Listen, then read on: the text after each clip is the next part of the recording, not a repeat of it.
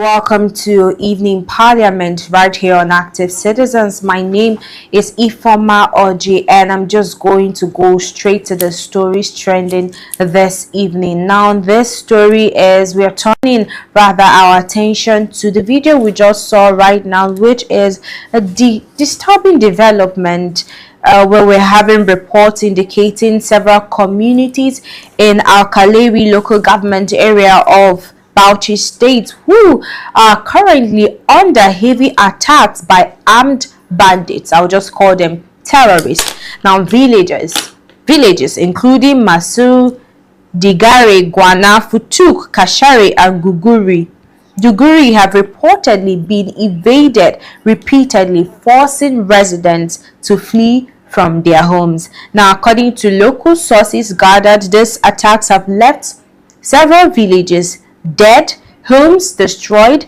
and livestock stolen. And we're asking the question, when will this reported killings, when is source of livelihoods going to return in the lives of Nigerians, most especially those residing in northern areas? And to have this conversation this evening, I have with me our political analyst and economic analyst, Mr. Oladimeji Oluwafemi.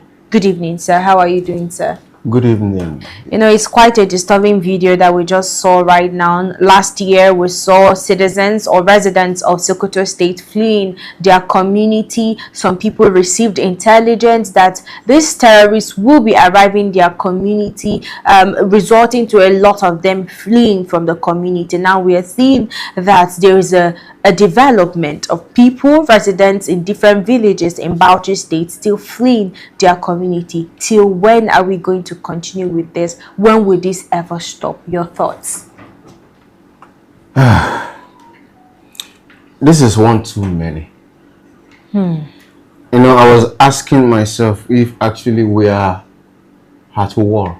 I think we are at war. We're at war with ourselves. I learned that over 10,000 terrorists are operating within Bauchi area and Yola.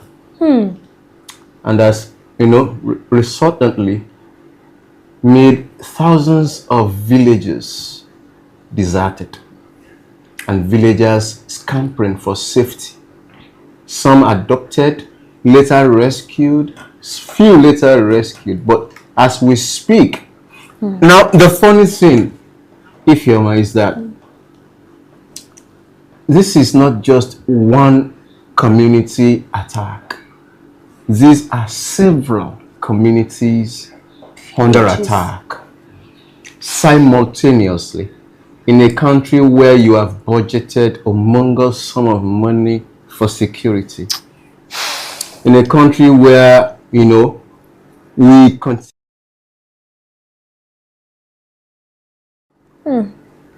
In a country where you have the GCFR, the Grand Commander of the Federal Republic of Nigeria. You know, I'm still trying to heal myself and bring myself out from the news I just got earlier today of that youth copper whose chest was trampled upon. I learned he's dead now.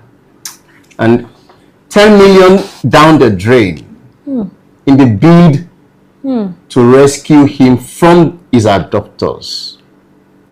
So, look, Ife, I don't know what Nigerians are thinking right now within their minds, but I'm telling Nigerians right now that we are residing within a complete insecure environment where the government is completely incapable, deliberately incapable of protecting the lives, the properties of poor Nigerians.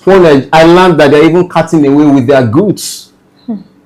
It's unfortunate in this country. It's quite unfortunate. It's even taking me back to 2018 when the present administration and President Bola Ahmed Tinubu, to be precise, kind of tweeted on Twitter, and he was addressing Goodluck Jonathan. He was telling him that if he can't address insecurity, if he can't protect the lives and properties of Nigerians, that he should step down. It means that he is incapable and incapacitated to to govern Nigeria, and the same thing now is happening right now. But we discussed this particular topic last year, and I'm like, this table has turned right now. Why do we still have the president of the Federal Republic of Nigeria campaigning rigorously?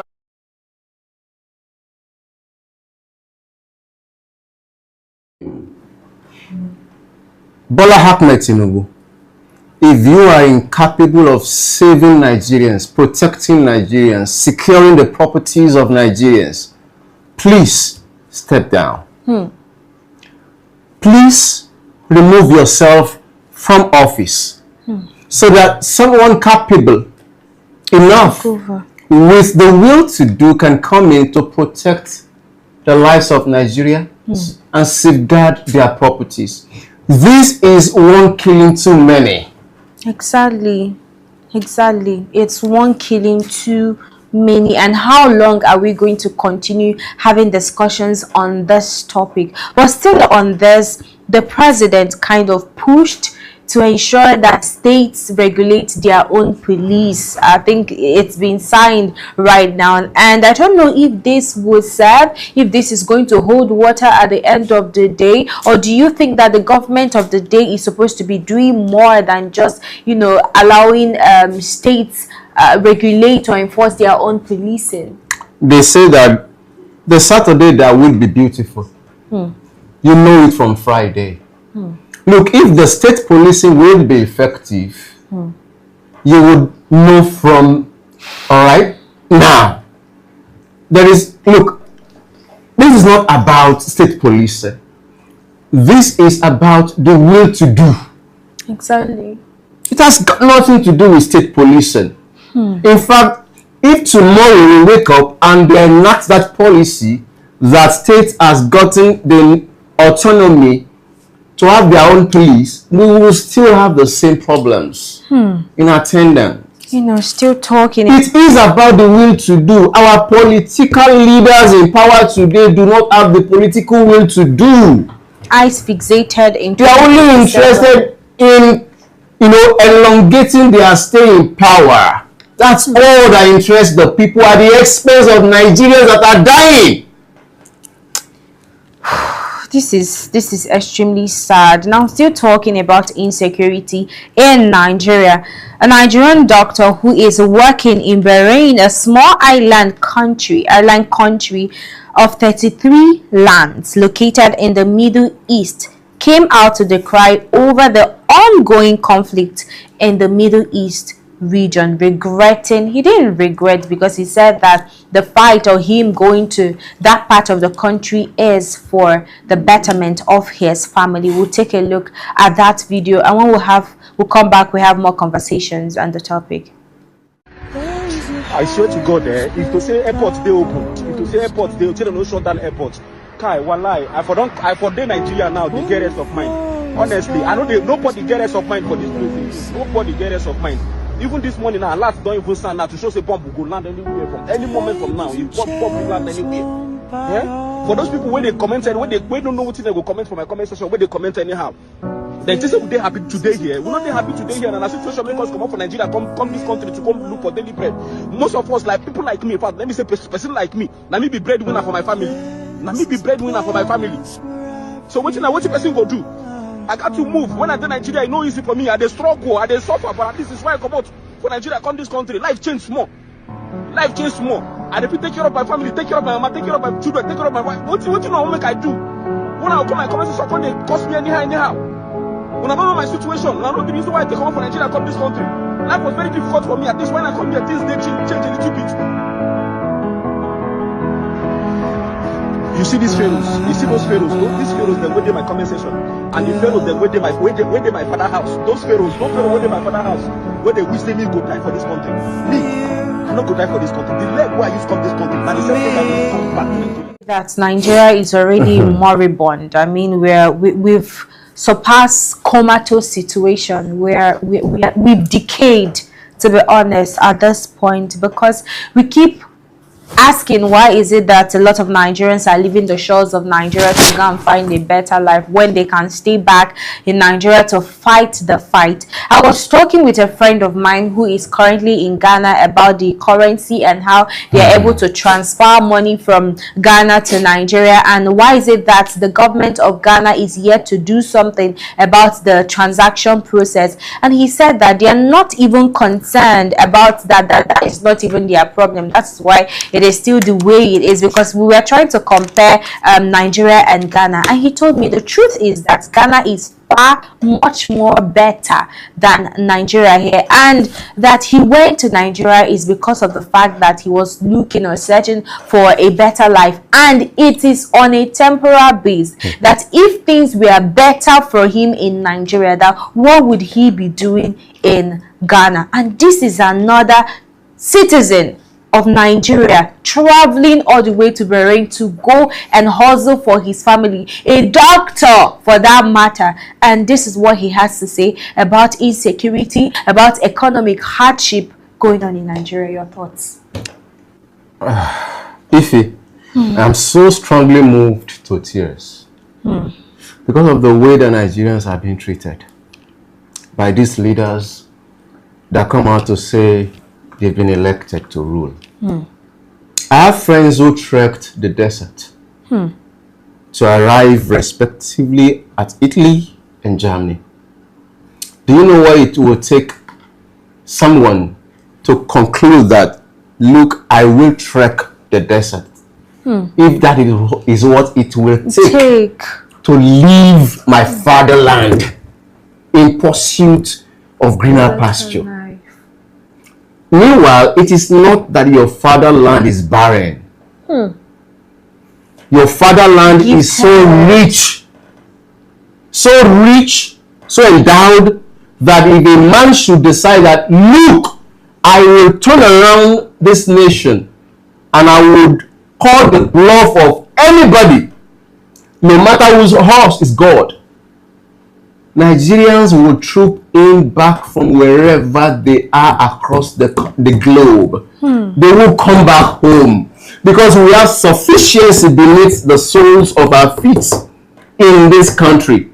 And we have not even tapped 25% of the resources that we have. Ajaokuta is lying fallow there. There are so many of our resources that are underutilized.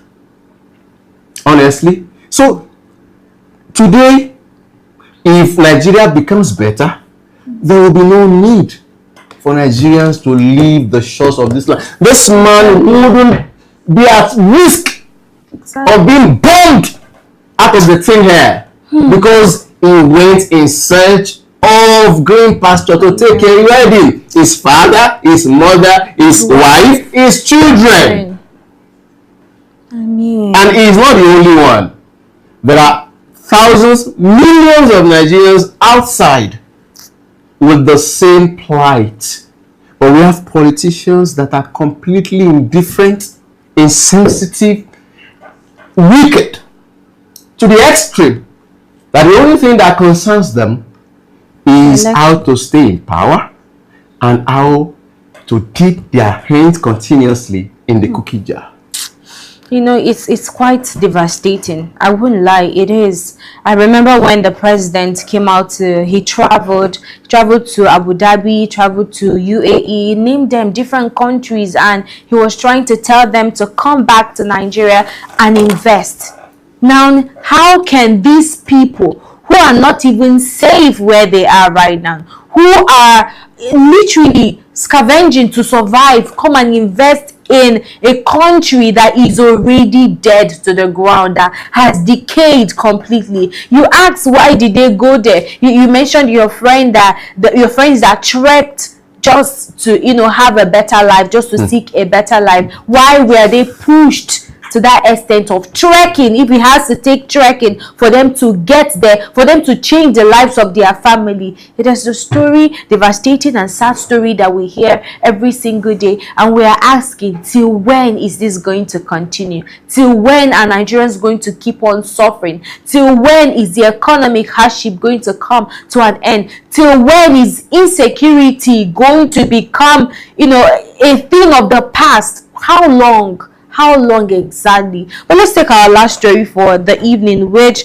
is Nobel laureate Wole Soyinka on Wednesday leading members of the Pirates Confraternity to pay their last respect to renowned scholar Biodun Jeyifo. Let's take a look at the video.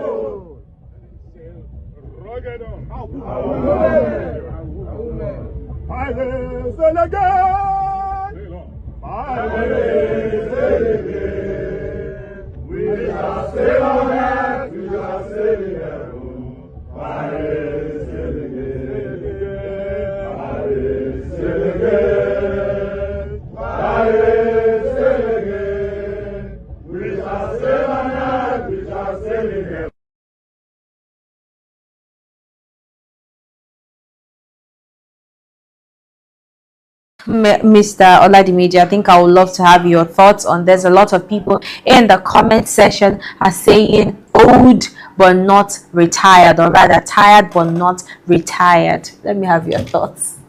Wole Soyinka is a Nobel laureate, no doubt. Is a public figure, no doubt, an internationally recognized Nobel laureate. And here they are bearing one of their confra member. Yes. Yeah. But away from that, I would want Wole Soyinka, as much as he is keen, about his organization, his pet organization, because he is the brain behind the Pirate Confraternity. So as much as he is so keen about that organization, I expect he make do with his words when he said, after a year, I would come to give my assessment of this government. I am particular about what he would come to say, but it's been almost 4 years. I think there was he a library? I can't remember. See, something like an artifact that they kind of I don't know. I don't know whether his name was written there, inscribed there, but I think there was an award. A library theater in Abuja has been named after him, and is by the president. Of course, by the president. He would come to criticize after 1 year, which he has not done. We're still waiting for the 1 year to elapse. If APC has done so much, why are they scared? This is not my words. This came directly from Rhodes Vivur. I don't know if I got that correctly. Rhodes Vivur, who is a former governorship aspirant on the Labour Party in 2023, now in ADC. Let's take a look at the video. This has done so well for the people. Why are they so scared? Why are they scared? I was just going to do a declaration in a church. Why send talks? The commissioner of police was even there. Why? What are you scared of? Focus on making the lives of people better. Improve the lives of people. They will vote for you. It's not by force to lead people. It clearly means you don't deserve it. You know you don't deserve it. The reason why you're afraid is because you know you don't deserve to be leading this country, this state. That's why. So they want to intimidate. They are doing this in the hope that people will be afraid. They will not come. But we are not afraid. I'm not afraid. And that's going to be the biggest difference this next election. Because nobody's going to court. Nobody's going to court. That one of, if you are not happy, go to court. Nobody's going to court. Whatever is going to happen is going to happen that day. Because there's only so long we are going to accept to be bullied. Only so long.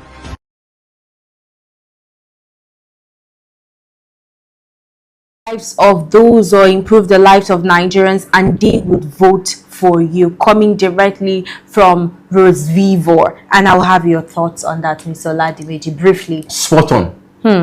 When you improve the lives of the people, look, there is no campaign material that is so potent as improving the lives of the people. And I'll give you one. Go to Abia State. The man, I don't think the man had put up a poster here.